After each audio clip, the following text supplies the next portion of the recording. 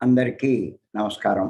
आप सभी को ब्रह्मर्षि तटवर्ती राघवराव सर का नमस्कार। కార్యక్రమం ప్రారంభించే ముందు గురువు గారు బ్రహ్మర్షి పత్రి గారికి ఒకసారి మనం ధన్యవాదాలు చెప్పుకుందాం. कार्यक्रम शुरू करने से पहले परम गुरु ब्रह्मर्षि पितामह पत्री जी को फिर से धन्यवाद करते हैं। మనం గత 65 ఎపిసోడ్ నుంచి ఒక విషయం మీద చెప్పుకుంటున్నాం. हम पिछले 65 एपिसोड से एक विषय के ऊपर बात कर रहे हैं।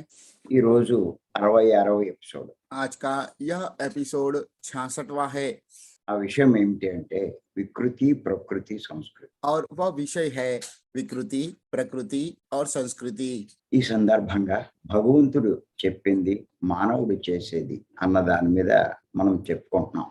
इसी संदर्भ में भगवान ने कहा है और इंसान जो कर रहे हैं उसके ऊपर हम बात कर रहे हैं। ఈ సందర్భంగా నిన్న ఒక విషయాన్ని మనం చర్చించుకున్నాం. इसी संदर्भ से कल एक विषय के ऊपर चर्चा कर चुके हैं। అదేమిటంటే శ్రీకృష్ణ భగవానుడు గుణాలు సరి చేసుకోమంటే మానవుడు రూపాన్ని సరి చేసుకోవడానికి ప్రాముఖ్యం ఇస్తున్నాడు. और वो ये है श्री कृष्ण भगवान गुण को सही करने के लिए कहा है तो मानव अपना रूप को सही कर रहे हैं। దీన్ని ఉదాహరించడానికి 2వ అధ్యాయంలో 45వ శ్లోకం చెప్పుకున్నాం మనం. इसके उदाहरण देने के लिए दूसरा अध्ययन का 45वां श्लोक बता चुके हैं। ఏమిటంటే అది త్రైగుణ్య విషయ వేద నిశ్రైగుణ్యో భవార్జున నిర్ద్వందో నిత్య సత్వస్థో నిర్యోగక్షేమ ఆత్మవాన్ అన్నది ఆ శ్లోకం. సహజంగా మానవులు 3 రకాల గుణాలతో ఉంటారు. सहज रूप से सभी मानव 3 प्रकार के गुण से रहते हैं। అవి ఏమిటి అంటే తమో గుణము, वो यह है तमोगुण, రజోగుణం, रजोगुण, సాత్విక గుణం. सात्विक गुण। తమో గుణంలో ఉన్నవారు तमोगुण में रहने वाले ఎక్కువ కానా పేనా సోనా అన్న వాటి మీదే దృష్టి ఉంచుతారు. ज्यादा समय खाना पीना सोने पे ही दृष्टि केंद्रित करते हैं। మిగతా వాటి మీద వాళ్ళకి అంత ఆసక్తి ఉండదు. बाकी विषय के ऊपर उन्हें इतनी आसक्ति नहीं रहता है। వారు కానీ వారి సంసారం కానీ वे और उनका संसार भी हो सकता है। ఈ 3 చేస్తూ సుఖంగా జీవించాలని చూస్తారు. यह 3 काम करते हुए सुखी रहना चाहते हैं। ఇది తమో గుణంలో ఉన్న వారి యొక్క లక్షణం. ये तमोगुण में रहने वालों का लक्षण है। పత్రి గారు చెప్తారు మనకి ఏమంటారంటే पत्री जी ये बताते हैं और वो ये कहते हैं ఇలాంటి గుణంలో ఒక 100 నుంచి 150 జన్మలు ఎవరైనా గడుపుతారు అని అంటారు ఆయన. पत्री जी बताते हैं कि इस तरह के गुण में रहने वाले 100 से 150 जन्म तक इसी गुण में निकालते हैं। దీనికి ఉదాహరణగా మన పురాణాల్లో అంటే రామాయణంలో इसके उदाहरण पे हमारे पुराणों में मतलब रामायण में కుంభకర్ణుడు మనకి కనిపిస్తాడు. कुंभकर्ण हम देख सकते हैं। కుంభకర్ణుడికి ఇంకే పని ఉండదు. कुंभकर्ण के पास दूसरा और कोई काम नहीं रहता है। ఈ 3 కానా పేనా సోనా. 3 ही रहता है, खाना पीना और सोना। ఈ తమో గుణంలో ఉన్న వారి లక్షణాలను సూచించడానికి ఈ కుంభకర్ణుణ్ణి రామాయణంలో మనకి ఉదాహరణగా చెప్పడం జరిగింది. तमोगुण में रहने वालों का लक्षण दिखाने के लिए हमें रामायण का कुंभकर्ण को दिखाया जाता है। తర్వాత రజోగుణంలోకి వస్తారు. उसके बाद रजोगुण में आते हैं।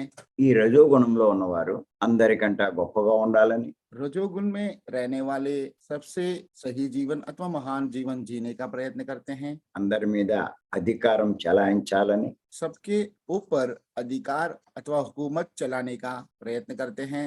అందరూ తన మాటే వినాలని सभी उनकी ही बात सुने ऐसा ప్రయత్నిస్తూ ఉంటారు. प्रयत्न करते रहते हैं। ఆ ప్రయత్నంలో భాగంగా उसी प्रयत्न के भाग स्वरूप పదవులు సంపాదించడానికి, पद प्राप्त करने के लिए, పదవులు అలంకరించడానికి पदों को पद के ऊपर अलंकृत होने के लिए ప్రయత్నిస్తూ ఉంటారు. प्रयत्न करते रहते हैं। అలా మనం చూస్తున్నాం. यह सब हम देख रहे हैं। రాజకీయాల్లో ఉన్న వాళ్ళంతా అలాంటి వాళ్ళే. राजकारण में रहने वाले सभी ऐसे ही लोग रहते हैं। రాజకీయాలు, పాలిటిక్స్.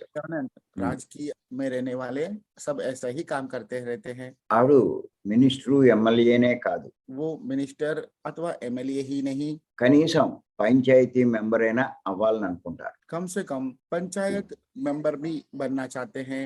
అది కూడా కుదరకపోతే यदि वो भी संभव नहीं होता है तो ఏ లయన్స్ క్లబ్, రోటరీ క్లబ్‌లోనో పదవి సంపాదించాలనుకుంటారు. कोई भी लायंस क्लब अथवा रोटरी क्लब में पद प्राप्त कर लेता है। లేకపోతే వాడే ఒక నలుగురిని పోగేసుకుని దానికి ప్రెసిడెంటు అని చెప్పుకుంటూ ఉంటాడు. वो भी संभव नहीं हुआ है तो वो खुद ही एक संस्था बनाकर उसका प्रेसिडेंट अपने ఇలా आप మనం को बनाकर बताता है। ఇలా మనం ఎంతో మందిని చూస్తున్నాం. इस तरह के अनेक लोगों को हम देख रहे हैं। ఈ రజోగుణంలో ఉన్న వాళ్ళకి గర్వము, అహంకారము ఎక్కువగా ఉంటుంది. रजोगुण में रहने वालों को अहंकार और अभिमान, घमंड ज्यादा रहता है। బయట పదవులు సంపాదించి बाहर की तरफ पद प्राप्त करके సంసారంలో గొప్పలు చెప్పుకుంటారు. संसार में अपनी बड़ाई मारते हैं। తన భార్యతోనో, భర్తతోనో తన గొప్పలు చెప్పుకుంటూ ఉంటారు. उसकी पत्नी से अथवा उसके पति से अपनी बड़ाई के बारे में बताते हैं। ఎంత రజోగుణ లక్షణం. ये सब रजोगुण के लक्षण है। దీనికి ఉదాహరణగా రామాయణంలో రావణాసురుణ్ణి పేర్కొంటారు. इसके उदाहरण रूप में रामायण में रावण का उदाहरण देते हैं। రావణాసురుడు లంకా రాజ్యానికి రాజు. रावण लंका नगर का राजा थे। అందరూ తను చెప్పు చేతల్లో ఉండాలనే అనుకుంటాడు. सभी लोग वे जैसा कहते हैं वैसा ही करना चाहिए, ऐसा वो सोचता है। తన మాట వినకపోతే ఎలాంటి వారినైనా సరే उनकी बात नहीं सुनते हैं तो चाहे वो कोई भी हो, రాజ్యాన్ని నుంచి బహిష్కరిస్తాడు. राज्य से बहिष्कार करते हैं। సీతను తీసుకొచ్చినప్పుడు सीता माता को लाए तब సోదరుడైన విభీషణుడు उनके भाई ऐसा विभीषण, అది అధర్మము అని చెప్పాడు. यह अधर्म है ऐसा उनको बताया। తన మాట కాదన్నందుకు వాడిని రాజ్యం నుంచి బహిష్కరించాడు. तब उनकी बात को विरोध करने की वजह से उनको राज्य से बहिष्कार करते हैं। ఈ రకమైన గుణంలో इस तरह के गुण में ఇంకొక 100-150 జన్మలు ఉంటారు ఎవరైనా. और 100 से 150 तक जन्म लेते हैं। అలా 250-300 జన్మలు దాటిన తర్వాత इस तरह से 250 से 300 जन्मों के बाद సాత్విక గుణంలోకి వస్తారు. सात्विक गुण में आते हैं। ఈ సాత్విక గుణంలో इस सात्विक गुण में తప్పులు పాపాలు చెయ్యరు. भूल और पाप नहीं करते हैं, మంచి పనులు చేస్తారు, अच्छे कार्य करते हैं, సేవలు చేస్తారు, सेवा करते हैं, బుద్ధి వికసిస్తూ ఉంటుంది, बुद्धि विकसित होता है, ధర్మయుక్తంగా జీవిస్తారు, धर्म से जीवन जीते हैं। ఏది మంచి ఏది చెడు అర్థమవుతూ ఉంటుంది. क्या सही है क्या गलत है ये उन्हें समझ में आता है।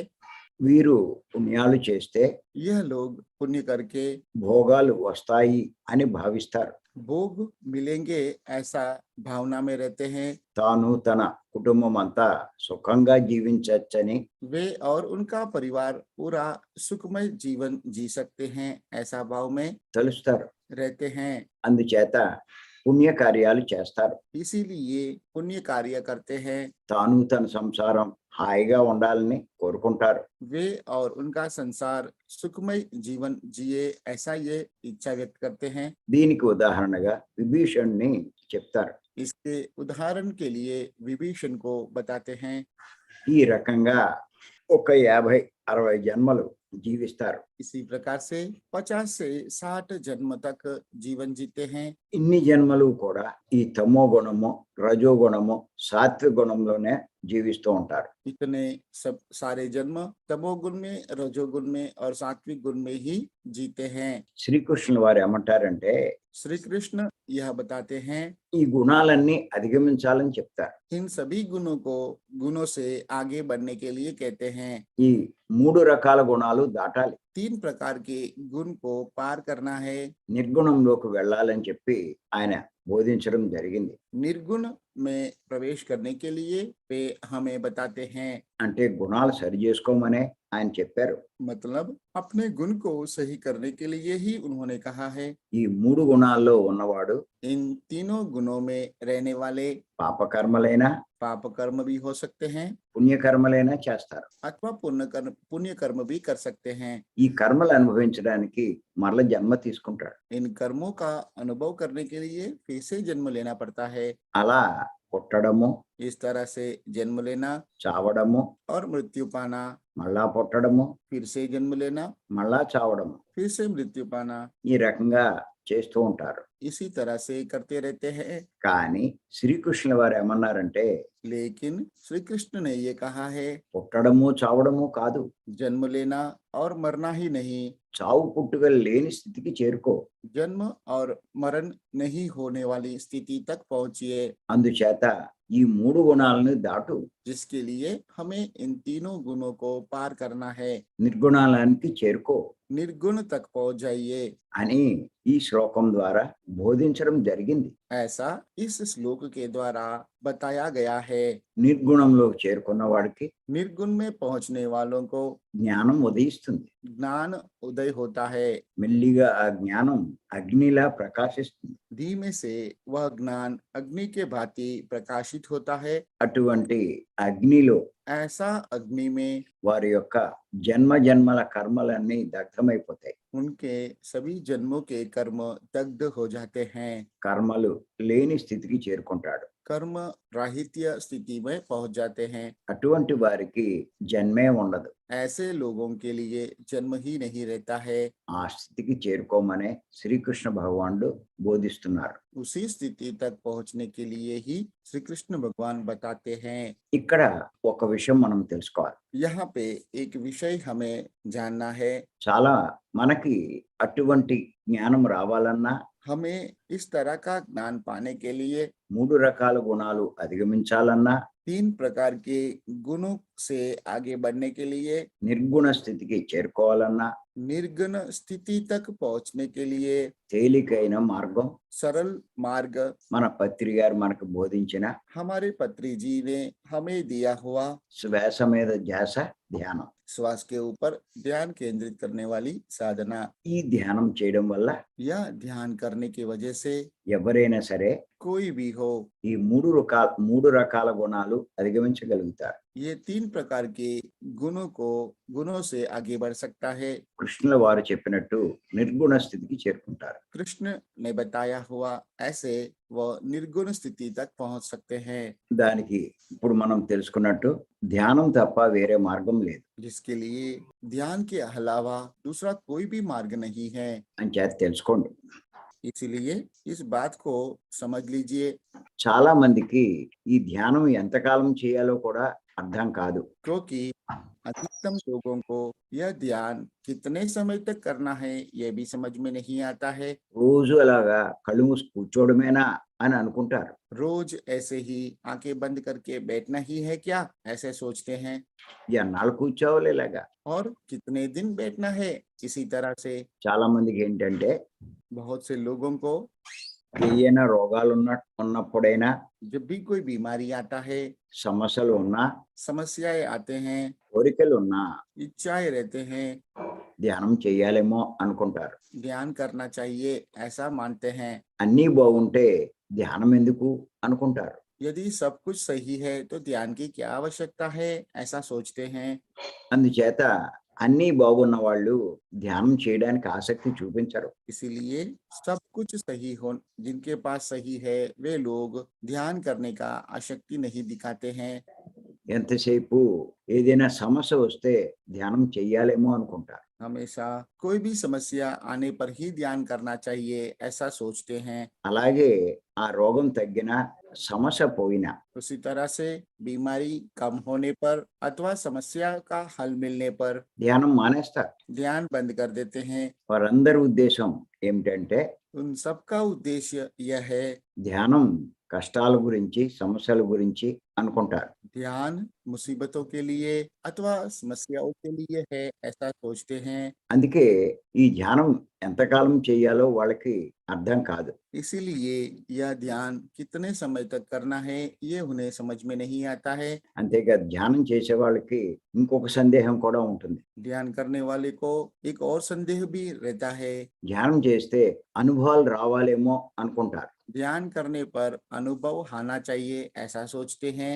ఏదో కనపడాలి, कुछ भी दिखना चाहिए, ఎవరో కనపడాలి, कोई भी दिखना चाहिए, ఎవరో సందేశాలు ఇవ్వాలి, कोई भी संदेश देना चाहिए, లేతే గత జన్మలు చూసుకోవాలి, अथवा पिछला जन्म देखना चाहते हैं, మూడో కన్ను తెరుచుకోవాలి. तीसरी आंख खुलना चाहिए। వీటి కోసమే ధ్యానం అని అనుకుంటారు. इनके लिए ही ध्यान है ऐसा सोचते हैं। కానీ ధ్యానం ఎందుకు చెయ్యాలి అంటే ध्यान ध्यान क्यों करना चाहिए? శ్రీకృష్ణ భగవానుడు చెప్పినట్టు श्री कृष्ण भगवान ने कहा है वैसा ఈ 3 గుణాలని అధిగమించాలి. इन तीनों गुणों को पार करना चाहिए। దానికోసమే ధ్యానం. उसके लिए ही ध्यान है।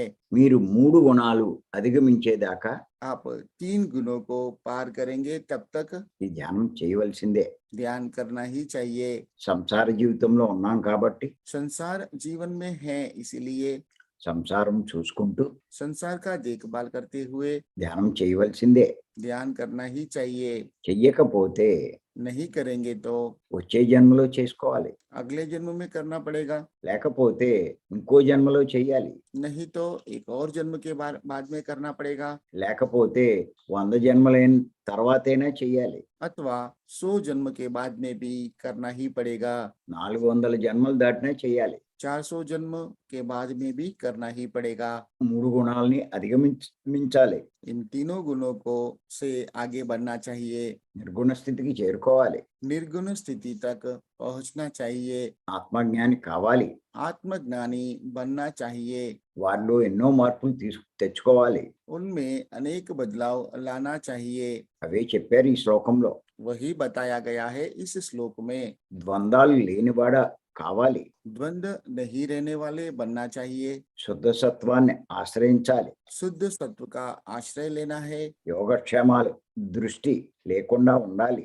योग क्षेम का दृष्टि नहीं रहने वाले बनना चाहिए। చివరకు ఆత్మజ్ఞాని అవ్వాలి. अंत में आत्मज्ञानी बनना है। అదే ధ్యానం యొక్క లక్ష్యం. यही ध्यान का लक्ष्य है।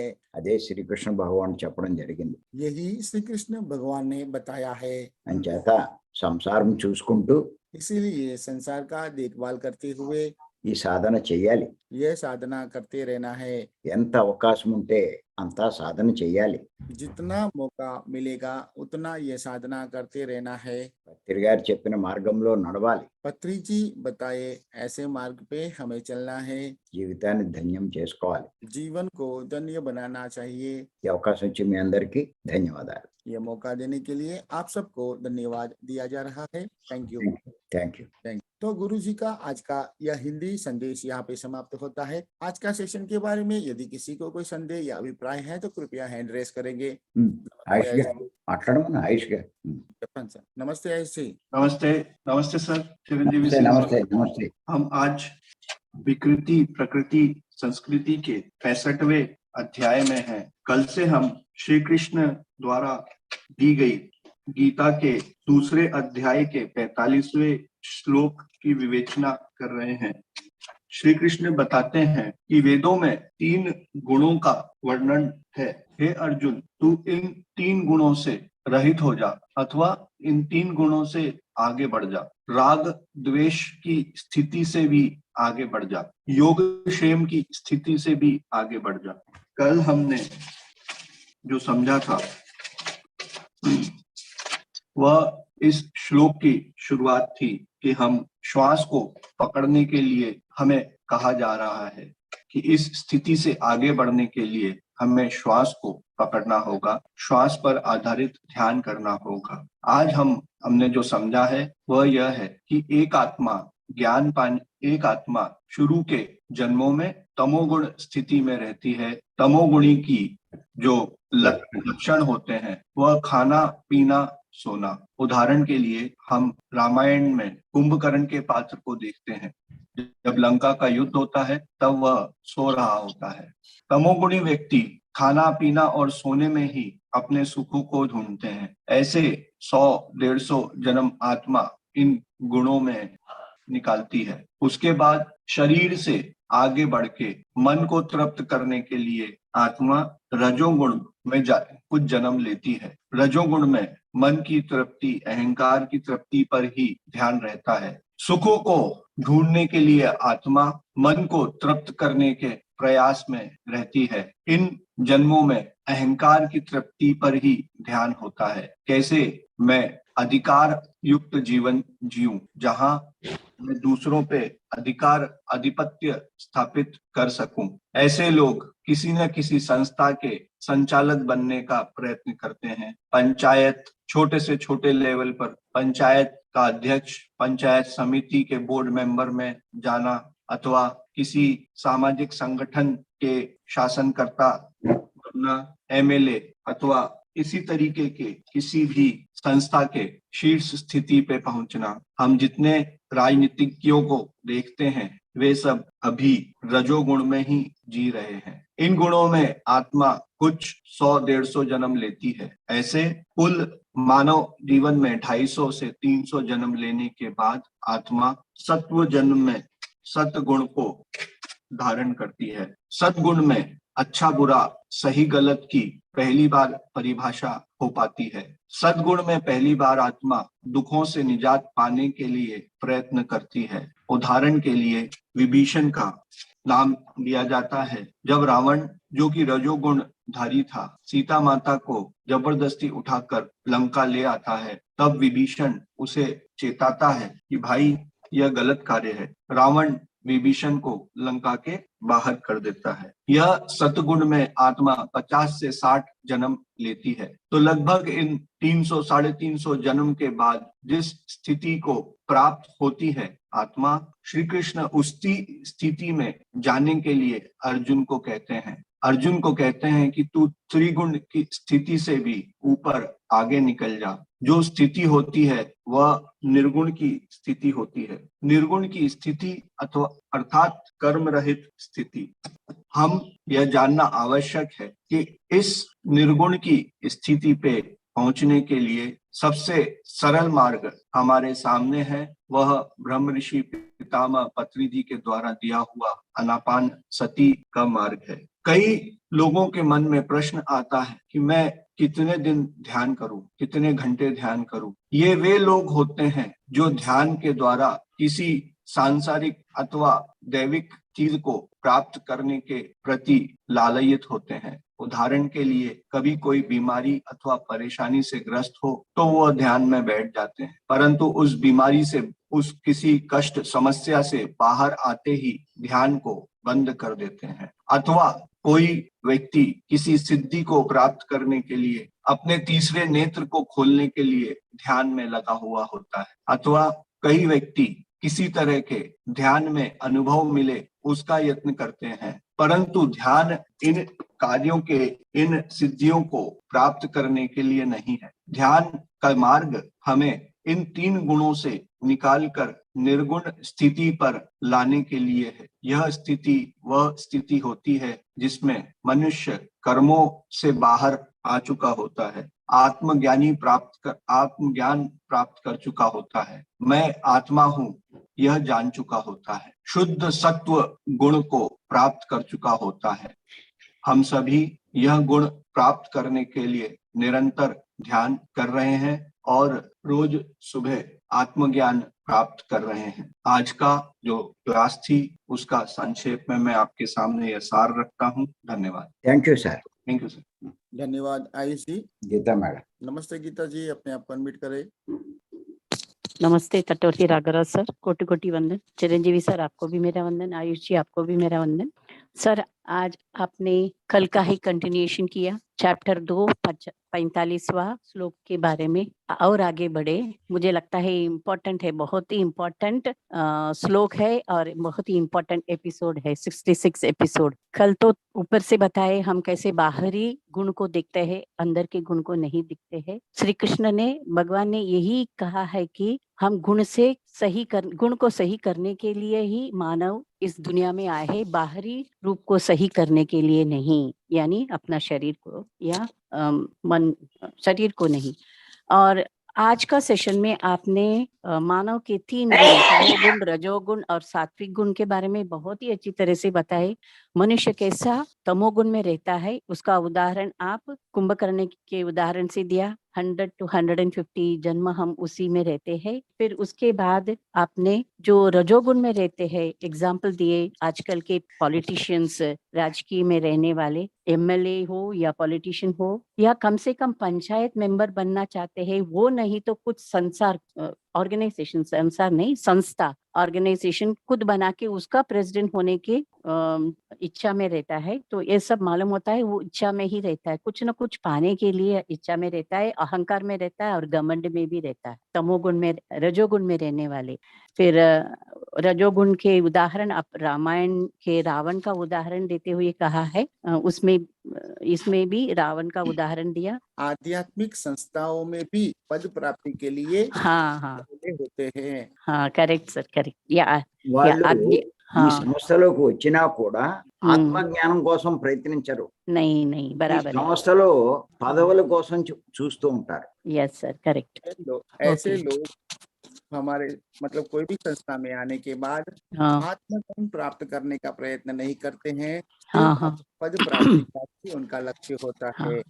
या पद पद में आने के लिए सोचते हैं, फिर उसके बाद घमंड में हो जाते रहते हैं, फिर अहंकार में भी रहते हैं। रजोगुण में रहने वाले बहुत ही अच्छी तरह से आपने बताए। और इसमें तमोगुण में और रजोगुण में होकर 250 और 300 जन्म के बाद सात्विक गुण में आते हैं मनुष्य, मानव यानी उनका सोल, आत्मा।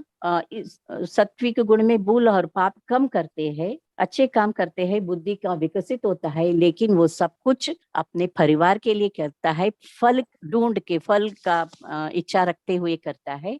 अभी भी उसको तमोगुण, थोड़ा सा तमोगुण और रजोगुण में रहता है सात्विक गुण में आने के बाद भी। लेकिन आपने विभीषण का एक उदाहरण देके बताते हैं कि तमोगुण क्या होता है, नाम सॉरी सात्विक गुण। इसमें भी 50 और 60 जन्म के बाद वो समझता है कि इन तीनों से हम बाहर आना चाहिए। इन सभी गुणों के आगे बढ़ने के लिए श्री कृष्ण ने कहा है त्रिगुणों में प्रवेश करने के लिए हमें आत्मज्ञान करना है। इन 3 गुणों से सही करने के लिए कहते हैं श्री कृष्ण, मानव पाप और पुण्य कर्म से बाहर आना चाहिए और इसके लिए हमें ध्यान करना चाहिए और निर्गुण स्थिति का ध्यान करके करके निर्गुण स्थिति तक हम पहुंच सकते हैं। जब तक हम ध्यान में पूर्णता से लीन नहीं होते हैं, हम निर्गुण स्थिति में नहीं पहुंच सकते हैं।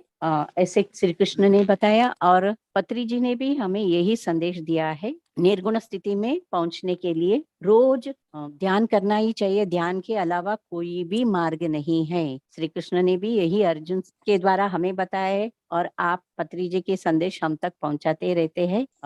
लोग ऐसे सोचते हैं बीमारी आएंगे तो, तकलीफ होएंगे तो, घर के कुछ परेशान होंगे तो तभी ध्यान करना है, लेकिन जब वो सब ठीक हो जाते हैं तो उन लोग सोचते हैं, मानव सोचते हैं अभी ध्यान करने की जरूरत नहीं है, लेकिन ये गलत बात है। ध्यान बंद करना नहीं चाहिए, रोज हम ध्यान करना ही चाहिए निर्गुण स्थिति में आने के लिए। इन तीनों गुणों से हम पार करना ही चाहिए। इसके लिए भगवान भी कहते हैं, श्री कृष्ण भगवान भी कहते हैं, पत्री जी भी यही कहते हैं, हम फैमिली लाइफ में रह के इन 3 गुणों से बाहर आके निर्गुण स्थिति में पहुंच सकते हैं और इसके लिए एक ही मार्ग है, ध्यान ध्यान ध्यान ध्यान करना ही चाहिए। अंत में आपने बताया जय श्री कृष्ण ने अर्जुन को कैसे द्वंद्व रहित स्थिति में आना चाहिए, शुद्ध सत्व के आगे आना चाहिए, उसके आश्रय में नहीं होना चाहिए, योग क्षेम दृष्टि से भी बाहर आना चाहिए और आत्मज्ञानी बनना चाहिए। आत्मज्ञानी पाने के लिए, बनने के लिए हमें एक ही मार्ग है, ध्यान करना चाहिए, ऐसे आपने बताया और जीवन को भी धन्य बना सकते हैं, ऐसे आपने बताया।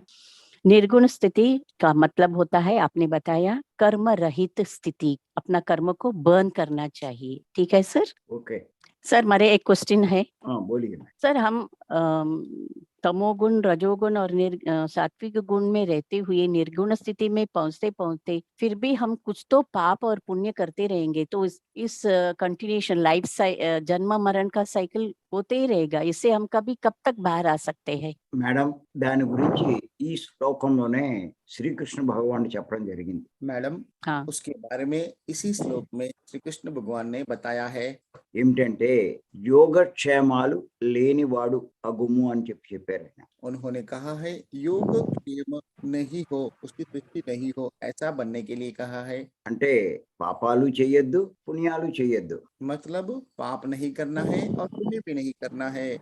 ओके మరి పాపము చేయని వాడికి పుణ్యము చేయని వాడికి ఇంకో జన్మ ఎలా ఉంటుంది? ओके तो पाप नहीं करेंगे और पुण्य भी नहीं करेंगे तो उनको दूसरा जन्म कैसे रहेगा? మన సాధన ఆ స్థాయికి చేరాలి. हमारी साधना उस स्थिति तक पहुंचना चाहिए। అది ఎవరికి సాధ్యము అంటే ఆత్మజ్ఞానికే సాధ్యం. ये किसके लिए संभव है? एक आत्मज्ञानी के लिए ही संभव है। వాడు ఎంతసేపు ఆత్మకర్మలే చేస్తాడు, वे हमेशा आत्मकर्म ही करते हैं, అంతేకాని పాపకర్మ చేయడు, పుణ్యకర్మ చేయడు. लेकिन पाप कर्म और पुण्य कर्म नहीं करते हैं। వాడికి శుభము అక్కర్లేదు, అశుభము అక్కర్లా. उन्हें शुभ की आवश्यकता नहीं है अथवा अशुभ की भी आवश्यकता नहीं है। శుభాశుభ పరిత్యాగి शुभाशुभ परित्यागी అంటే శుభాన్ని అశుభాన్ని వదిలేనివాడు. मतलब शुभ और अशुभ को छोड़ने वाला। ఇది మనం నెక్స్ట్ చెప్పుకుందాం. इसे हम आगे के सेशन में बताएंगे। तो यह मतलब है कि हम मेंटल स्थिति में आना चाहिए, शुभ और अशुभ सबसे हम परे होना चाहिए, ऐसा ही है ना सर? ఆత్మస్థితికి చేరుకోవాలి. Okay okay sir okay thank you.